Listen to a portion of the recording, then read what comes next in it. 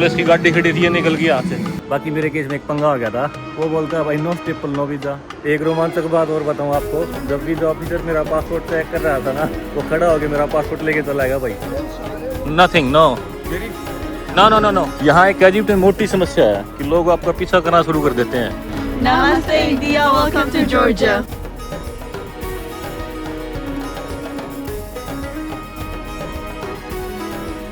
आपका स्वागत है एक और नई वीडियो में। फिलहाल हूँ मैं तबलिसी एयरपोर्ट पर। तबलिसी है जॉर्जिया देश की कैपिटल सिटी। मेरी फ्लाइट तबलिसी से उड़ेगी और बीच में इस्तांबुल में ले ओवर है भाई 7.5 घंटे का। इस्तांबुल से फिर मैं जाऊंगा शर्म एल शेख इजिप्ट में भाई। तबलिसी एयरपोर्ट पर मेरी इमिग्रेशन हो चुकी है। इमिग्रेशन वाले ने कुछ नहीं पूछा, खाली एक सवाल पूछा कि आप यहाँ किस बेस पे आए थे। मैंने कहा कि मैं यहाँ टूरिस्ट आया था। फिर उसने पासपोर्ट पे स्टैंप मारी और मुझे जाने की इजाज़त दे दी। यहाँ से पेगासस की फ़्लाइट पकड़ते हैं और आपको बताऊंगा मेरा एक्सपीरियंस कैसा रहा पेगासस के साथ। और मेरे पास कोई वीज़ा नहीं है इजिप्ट का।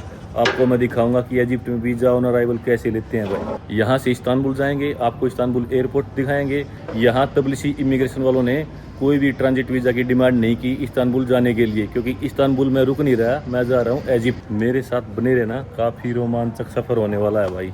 और आपको बहुत सारी नॉलेज मिलेगी, कौन सी इमिग्रेशन क्या पूछती है, आपको क्या डॉक्यूमेंट चाहिए क्या नहीं चाहिए, हर चीज़ का आपको मैं डिटेल से समझाऊंगा। एक बात बतानी भूल गया था मैं, अगर आप पेगासस की फ़्लाइट बुक करते हो जॉर्जिया से, आप कहीं भी जा रहे हो, तो आपको बोर्डिंग काउंटर पे जाने की ज़रूरत नहीं है। अगर आपके पास लगेज नहीं है तो आप ऑनलाइन चेक इन करो। ऑनलाइन चेक इन करने के बाद, ये फिर बोलने लगी यार अनाउंसमेंट वाली, आप ऑनलाइन चेक इन करो। ऑनलाइन चेक इन करने के बाद आपके पास ईमेल पे बोर्डिंग पास आ जाएगा और उसमें बारकोड भी होगा। तो आपको एयरलाइन काउंटर पे जाने की कोई ज़रूरत नहीं बोर्डिंग पास लेने के लिए। ऐसे ही मैंने बोर्डिंग पास अपने फ़ोन में रखा, ऑनलाइन चेक इन करने के बाद इमिग्रेशन को दिखाया और आ गया।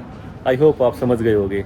बाकी बच्चा खुद हिसाब आपको समझाते जाएंगे। आपको मेरी आंखों में थोड़ी बहुत नींद दिखाई दे रही होगी भाई, क्योंकि पिछली रात मैं बिल्कुल सोया नहीं और आज वाली रात भी सोने का नाम नहीं, क्योंकि फ़िलहाल 12:30 बज चुके हैं और मेरी फ़्लाइट है सुबह 5 बजे, यानी 4.5 घंटे और पड़े हैं। खाने पीने की लिस्ट पॉलीथीन में 1 किलो सेब और यहाँ पे 2 लोबियानी है भाई। लोबियानी जॉर्जिया का डिश है, राजमा पीस के अंदर पराठे की तरह डाल देते हैं भाई। ये 3 चेयर हैं भाई, यहाँ पे सोएंगे, कोशिश करेंगे, नींद तो नहीं आएगी पर अपना बैग नीचे रखते हैं और यहाँ सोएंगे। क्या शर्म की बात है, नींद के आगे विराजमान हो गए भाई। कंफर्टेबल तो नहीं है पर क्या करें, शर्माना भी नहीं है, क्योंकि जिसने करी शर्म उसके फुट्टे गरम। A few moments later. Boarding शुरू हो चुकी है भाई, बस में बैठा के अब लेके जाएंगे हमें एरोप्लेन तक। फ्लाइट में विराजमान होने का टाइम आ चुका है भाई। तो ये है फ्लाई पेगासस की एयरलाइन। पुलिस की गाड़ी खड़ी थी, निकल गई यहाँ से। जबरदस्त शोर मचा रहा है पंखा जहाज का।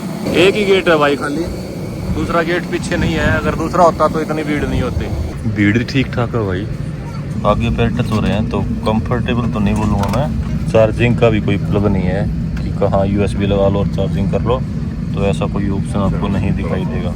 किस्मत अच्छी थी भाई, विंडो सीट मिल गई और क्या चाहिए। तुर्की पहुंच चुके हैं भाई, इस्तांबुल एयरपोर्ट पे लैंडिंग हो चुकी है। और ये भीड़ देखो, ज़बरदस्त भीड़ है। इस साइड भी है देखो, ये तो इमिग्रेशन पे जाने वालों की भीड़ है भाई और ये ट्रांजिट वालों की। ट्रांसफ़र मैंने कर लिया है, जैसे ही फ्लाइट से बाहर निकला मैं, उसके बाद सीधा ही इंटरनेशनल ट्रांसफ़र के लाइन में लग गया मैं। उस लाइन को फॉलो करते करते यहाँ पहुँच गया मैं और यहाँ ट्रांजिट एरिया भाई ये। अब गेट पर जाऊँगा, मतलब बोर्डिंग गेट पर, और यहाँ तकरीबन 7 घंटे का ले हो रहा भाई। 7 घंटे से कुछ ना कुछ ज़्यादा ही है, कम नहीं है। आपको बता दूँ, जैसे कि आपकी टिकट सिंगल PNR की है तो आप ट्रांजिट कर सकते हो। अगर आपकी टिकट है डबल PNR, मतलब आप तबलिसी से यहाँ आए किसी और एयरलाइन में और यहाँ से आगे जा रहे हो किसी दूसरी एयरलाइन में, कहने का मतलब ये है कि अगर आपके पास 2 सेपरेट टिकट हैं तो आप ट्रांजिट नहीं कर सकते। एक ही टिकट है, मतलब एक ही सिंगल PNR पे है तो आप ट्रांजिट कर सकते हो भाई। ये इन्फॉर्मेशन सूचना मैंने आपको देनी थी। बाकी भीड़ बहुत है भाई, एयरपोर्ट छोटा है ये। A few moments later. काफ़ी लंबे वेट के बाद अब फिर दोबारा बोर्डिंग करेंगे भाई। 2-1 घंटा तो एयरपोर्ट पे सोया मैं और उसके बाद फिर नींद नहीं आई। ये देखो भाई, सामने बोर्डिंग स्टार्ट हो गई है 301B नंबर गेट से और ये लोग खड़े हैं बोर्डिंग के लिए। चलो चलते हैं। फ्लाइट का एक्सपीरियंस आपके साथ एक बार फिर शेयर करूँगा और सबसे इम्पोर्टेंट है इजिप्ट इमिग्रेशन का एक्सपीरियंस, जो मैं आपके साथ शेयर करूँगा। आपको पता लगेगा भाई क्या सवाल पूछते हैं क्या नहीं पूछते हैं और आपको क्या डॉक्यूमेंट चाहिए, वो आगे जाके ही मैं आपको सब कुछ बताऊंगा। रोमांचक होने वाला है सफ़र। बस आ गई भाई अब बस में बैठ के जाएंगे। बोर्डिंग करने से पहले उन्होंने मुझसे पूछा कि आपके पास वीज़ा है, तो मैंने उनको बताया कि मैं वीज़ा ऑन अराइवल ले सकता हूँ। आपको भी बताऊँगा मैं वीज़ा ऑन अराइवल कैसे लूँगा भाई, बने रहो मेरे साथ। ये खड़ा जहाज पेगासस का, 2 जगह सीढ़ियाँ लगा दी, एक पीछे और एक आगे। टायर देखो भाई जहाज के, यहाँ से बड़े बड़े दिख रहे हैं, दूर से ही छोटे दिखते हैं। तो रखते हैं अपना पहला कदम जहाज में। ऐसी फ्लाइट है भाई, ये ज़्यादा भरी नहीं है, ये कुछ ऐसा हिसाब किताब है भाई, पिछली फ्लाइट की तरह ही हल्के हल्के अड़ रहे हैं। ठीक है यार, हमने कौन से यहाँ भैंस बांधनी है। ये कमी है इस फ्लाइट में क्योंकि इसकी सीट पीछे नहीं जाती ऐसे। कोई नहीं, 2 घंटे का सफ़र है, 2 घंटे में इजिप्ट पहुँच जाएंगे। कौन सा यहाँ सारी उम्र बितानी है, चार्जिंग की फैसिलिटी भी नहीं है, मेरे फ़ोन की बैटरी लो हो रही है। शर्म एल शेख इजिप्ट में लैंडिंग हो रही है हमारी। सारा एरिया रेगिस्तान है भाई। अगर आपको कहीं पेड़ दिखेंगे तो वो समझ लो कोई पार्क छोटा मोटा लगाया हुआ है, या फिर रोड पे दिखेंगे आपको। विमान के पंख खुल के लैंड होते ही ये देखो भाई रेतीली आंधी, ढंग से एंट्री हुई नहीं, दिख रहा है आपको पहाड़ धुंधला। आपका स्वागत है इजिप्ट में। एयरपोर्ट में एंट्री करते ही आपको यहाँ से वीज़ा लेना भाई। ये देखो $25 का वीज़ा मिलेगा, वीज़ा ऑन अराइवल। उस काउंटर पे से आपको इस तरह का देंगे भाई ये वीज़ा, और इसको लेके आपको पासपोर्ट कंट्रोल पे जाना है, इमिग्रेशन पे, और पेमेंट मनी कार्ड से किए भाई $25 की आप कैसे भी दे सकते हो। आपका स्वागत है ऑफिशियली इजिप्ट में। ऑफिशियली एंटर हो चुके हैं भाई। वीज़ा ऑफिसर ने कुछ सवाल नहीं पूछा और मुझे वीज़ा ऑन अराइवल मिला है कनाडा वीज़ा के बेस पे। अगर आपके पास कनाडा का या अमेरिका का वीज़ा हो और आप उस कंट्री में विजिट करके आ चुके हो तो आप वीज़ा ऑन अराइवल के हकदार हो, तो आप यहाँ वीज़ा ऑन अराइवल ले सकते हो भाई, सीधी ही बात है। बाकी मेरे केस में एक पंगा आ गया था। ये देखो मेरे पास 2 पासपोर्ट हैं भाई, तो वीज़ा ऑफिसर बोला मैं इन पासपोर्ट को आपस में पिन मारूंगा, मतलब स्टेपल मारूंगा। मैं बोला भाई स्टेपल तो मत मार, पासपोर्ट मेरा ख़राब हो जाएगा। वो बोलता है भाई नो स्टेपल नो वीज़ा। ये देखो भाई 3 स्टेपल मारी उसने, इस साइड भी 3 मारी हैं। चलो कोई नहीं, चल जाएगा काम। तो अब एयरपोर्ट से बाहर निकलते हैं। शायद मुझे यहाँ सिम लेनी पड़े या थोड़ी बहुत करेंसी एक्सचेंज करवानी पड़े, क्योंकि मेरे पास यहाँ का लोकल पैसा नहीं है भाई। बिल्कुल छोटा सा एयरपोर्ट है भाई, बिल्कुल छोटा। मुझे नहीं पता था इतना छोटा होगा शर्म एल शेख का एयरपोर्ट। एक रोमांचक बात और बताऊँ आपको, जब वीज़ा ऑफिसर मेरा पासपोर्ट चेक कर रहा था ना, वो खड़ा होकर मेरा पासपोर्ट लेके चला गया भाई।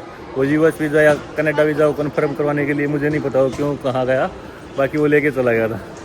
तो क्या हुआ, वो जब वापस आके बैठा ना तो उसकी कुर्सी की टांग निकल गई, वो नीचे जाके लगा उसका सिर। मैं बोला सॉरी सर, वो बोला कोई बात नहीं, ऐसा तो चलता रहता है। ठीक है भाई, ठंडा आदमी है। ये देखो यहाँ पे ये है सिम काउंटर। मैं एयरपोर्ट से कभी सिम नहीं लेता, पर आज लूँगा भाई, क्योंकि मुझे एक बंदे ने सलाह दी कि एयरपोर्ट से ले लेना सिम, कोई दिक्कत नहीं है। तो मैं हमेशा दूसरों की मानता हूँ, आज उसकी मानूंगा। आपको बताऊंगा सिम का क्या रेट चल रहा है, क्या भाव है भाई। सिम ले लिए भाई, सिम पड़ी है मुझे $5 की, 27 GB इंटरनेट मिला है। तो $5 ये लगा लो, 450 रुपये करीब हो गए। मैं बाहर भी ले सकता था, बाहर हो सकता है मुझे 200 की पड़ जाती, फिर मैंने होता 200-250 रुपये के लिए क्यों यहाँ दुखी होता जाएगा, तो मैंने यहीं से ले ली। अब करेंसी एक्सचेंज वाला और ढूंढता हूँ भाई, $20-30 चेंज करवा लूँगा ना, फिर काम ठीक हो जाएगा। इजिप्शियन पाउंड खरीद लिए भाई $50 के, तकरीबन 4600-4700 रुपये के। एग्रीकल्चर बैंक है, यहाँ से आप खरीद सकते हो। करेंसी भी एक्सचेंज करवा ली भाई, ठीक ठाक रेट है, ज़्यादा ख़राब नहीं कहूँगा। यहाँ एक्सचेंज करवानी बहुत ज़रूरी थी, तो इसलिए मैंने करवा ली। 2-3 लोगों से मैंने यहाँ पूछा, तो वो बोलते हैं यहाँ कोई भी पब्लिक ट्रांसपोर्ट काम नहीं करता, आपको टैक्सी लेनी ही पड़ेगी। टैक्सी तो यहाँ ज़रूरी होगी भाई। मैं सोच रहा था किसी बस को पकड़ूँ या फिर कोई मेट्रो है नहीं भाई, ना बस है, तो आपको टैक्सी लेनी पड़ेगी। एयरपोर्ट से बाहर निकलते ही कुछ ऐसा नज़ारा है भाई, हल्की हल्की बारिश आई हुई है, हल्की हल्की ठंड है। Nothing, no. यहाँ एक इजिप्ट में मोटी समस्या है कि लोग आपका पीछा करना शुरू कर देते हैं, टैक्सी ये वो करके, ये मोटी समस्या। हाँ, तो मैं आपको बता रहा था यहाँ आपको कोई भी पब्लिक ट्रांसपोर्ट नहीं मिलेगा भाई, ना कोई गवर्नमेंट बस है और ना कोई मेट्रो। तो आपको क्या करना है, InDrive नाम की टैक्सी ऐप या फिर शर्म टैक्सी नाम करके आप ऐप डाल सकते हो। मैं InDrive की आपको सलाह दूंगा। वो टैक्सी ऐप बुक करके फिर आप यहाँ से सिटी सेंटर जा सकते हो। मैंने वो टैक्सी ऐप डाउनलोड कर ली है। हाँ, अगर आप इन चोरों से मैं इनको चोर ही बोलूँगा भाई, क्योंकि ये चोर ही हैं, इतना मुंह फाड़ रहे हैं कि आप पूरा अंदर समा जाओगे। अब बोलते हैं आपको बाय बाय, जय जवान जय किसान जय भारत फ्रॉम इजिप्ट। अगले वीडियो में आप ये देखना कि मैं शर्म एल शेख से कैरो कैसे जाता हूँ बस पकड़ के, और वो भी सस्ते वाली बस पकड़ के भाई। एयरपोर्ट पे टैक्सी कैसे बुलाता हूँ, ये भी आप अगले वीडियो में देखना।